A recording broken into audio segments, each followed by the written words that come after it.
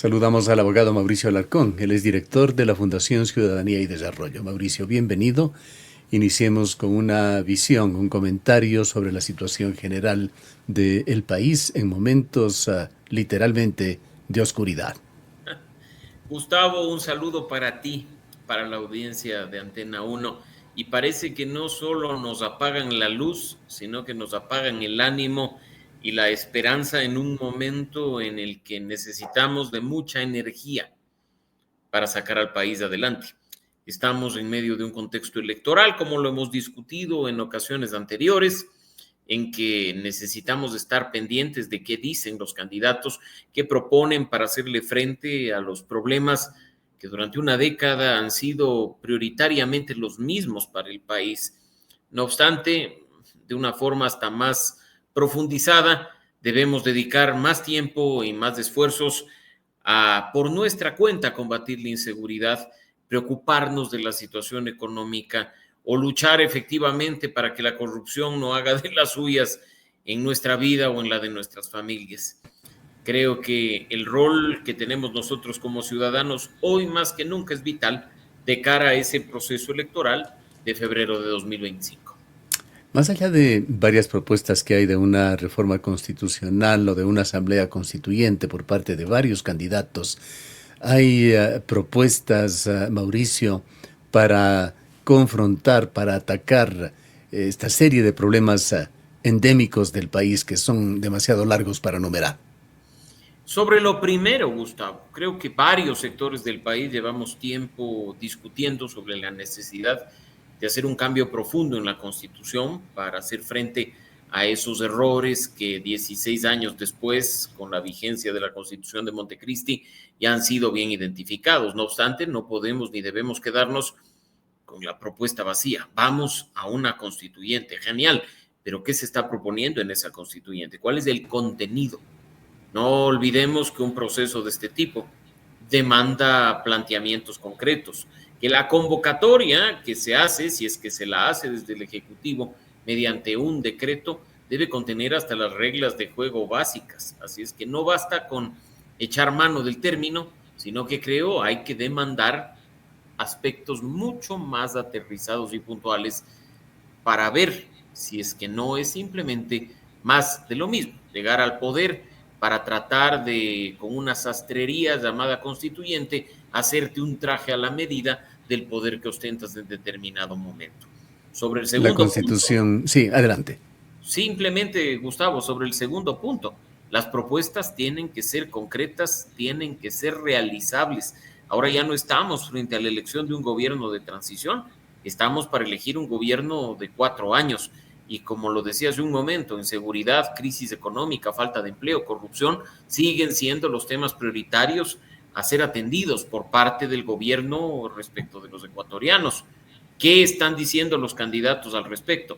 Frases cliché, frases vacías, nada que pueda medirse, cuantificarse o verse en este tiempo. Ojalá ya en la práctica vayan aterrizando mucho más lo que le proponen al país y vayan dándonos alternativas que nos permitan a nosotros elegir. La saga de la Constitución de Montecristi, la saga de la Constitución, o constituyente, perdón, chilena, dejan lecciones, dejan referentes, muestran que un llamamiento a Asamblea Nacional Constituyente puede ser, y por lo general es en estos tiempos, un arma de doble filo.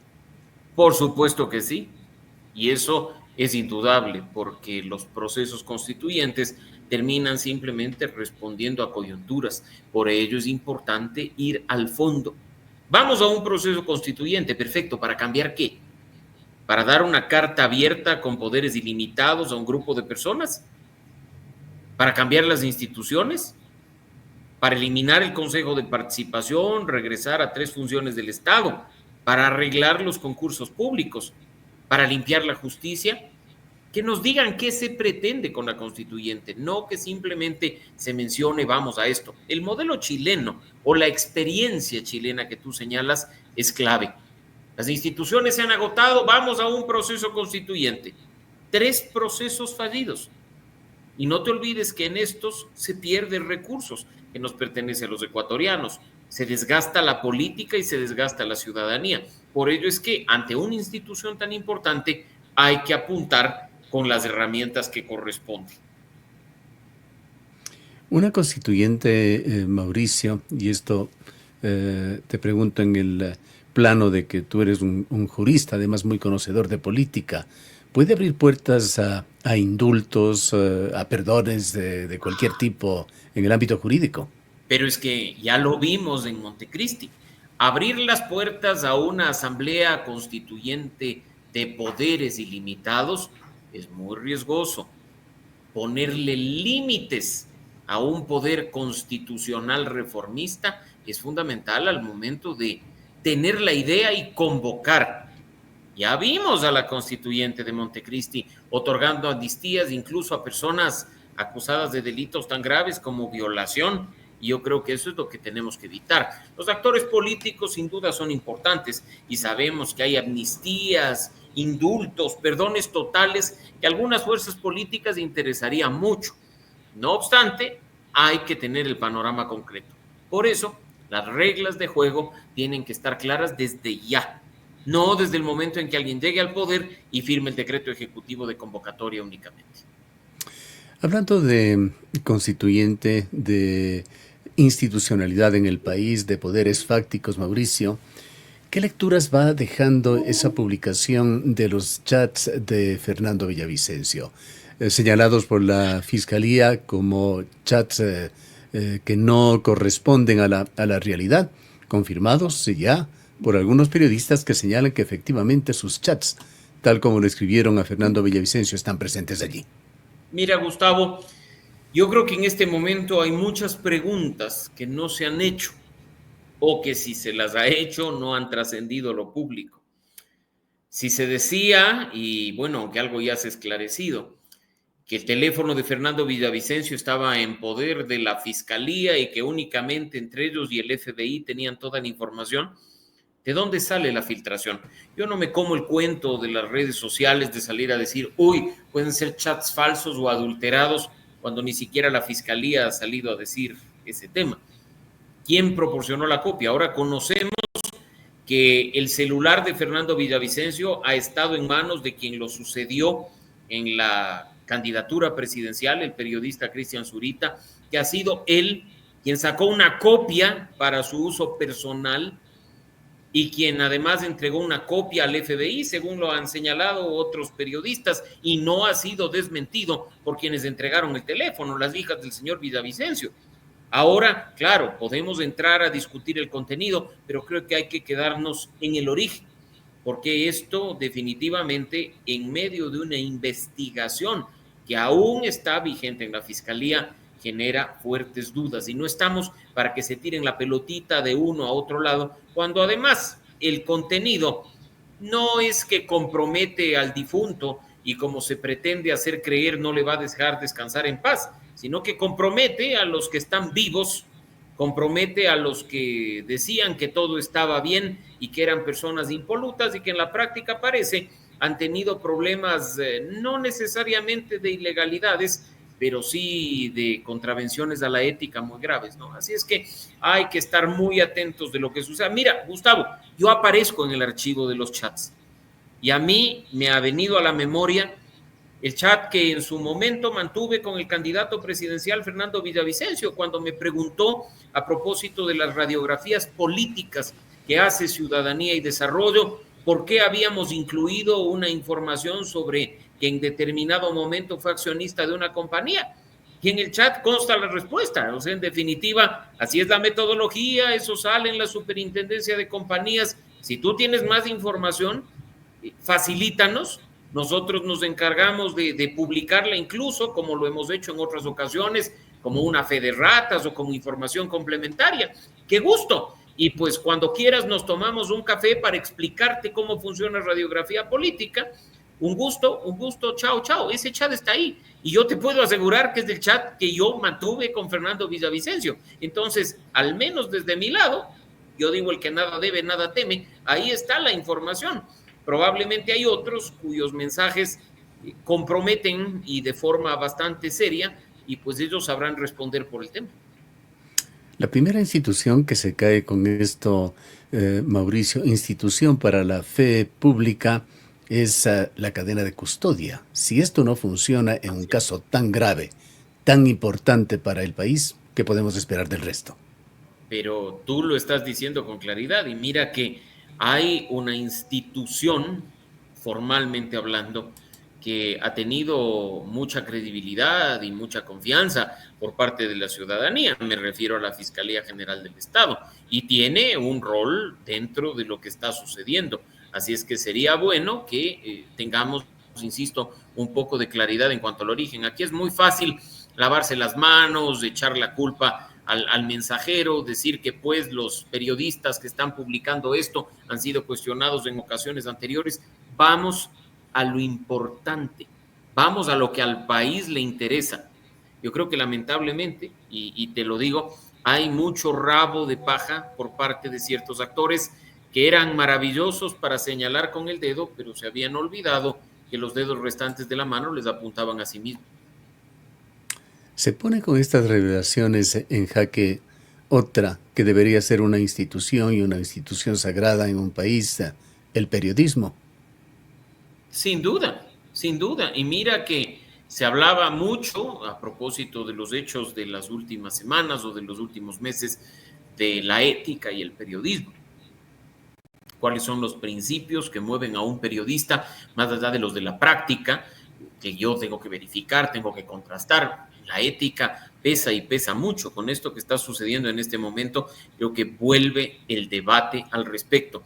¿Es ético que un periodista cobre a ciertos actores por hacer su trabajo? Definitivamente no, sean del un lado o sean del otro. No era lo que criticaban de cierto medio de comunicación digital y al parecer las prácticas eran las mismas por otros lados. Yo creo que eso hay que discutir. Sin pasiones, con objetividad, Gustavo.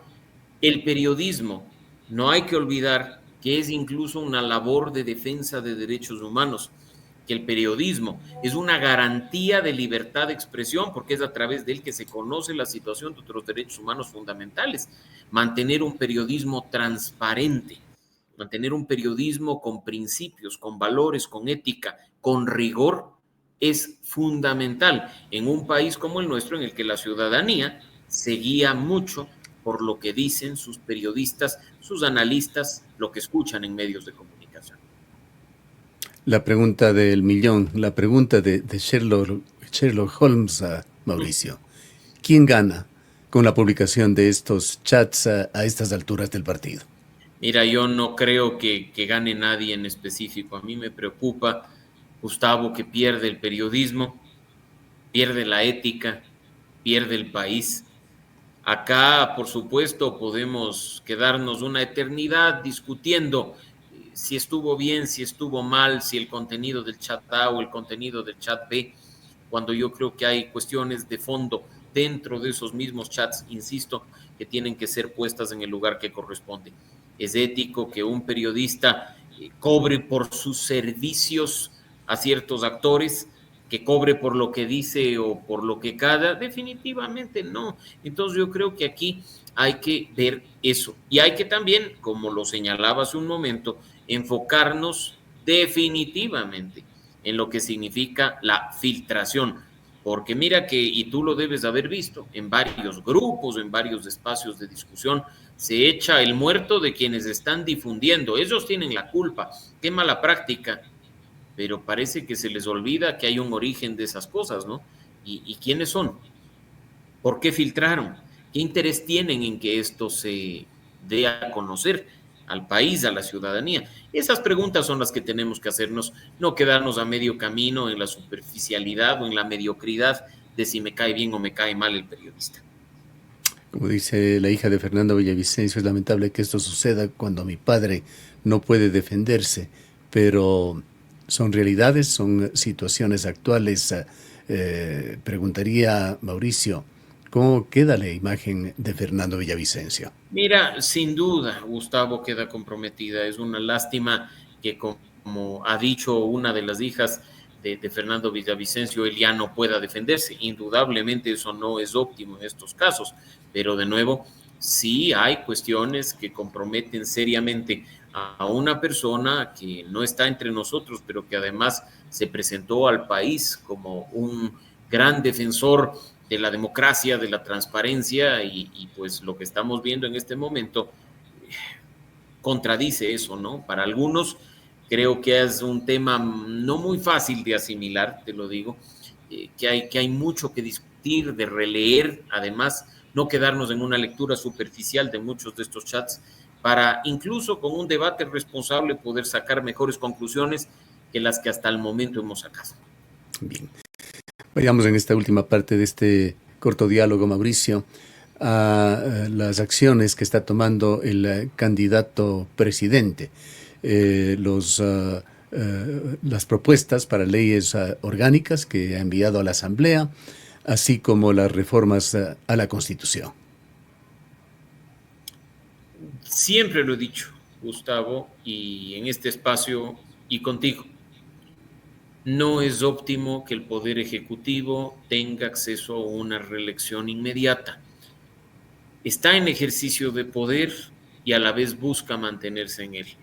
Gestiona lo público, pero hace campaña. Y esta dualidad, sea formalmente por un mes, que eventualmente se pide licencia, no lo es tal, porque en este momento, faltando 2 meses para que la campaña arranque, tenemos ya a una persona que en lugar de gestionar está tomando decisiones pensando en poder elegirse para un periodo de 4 años.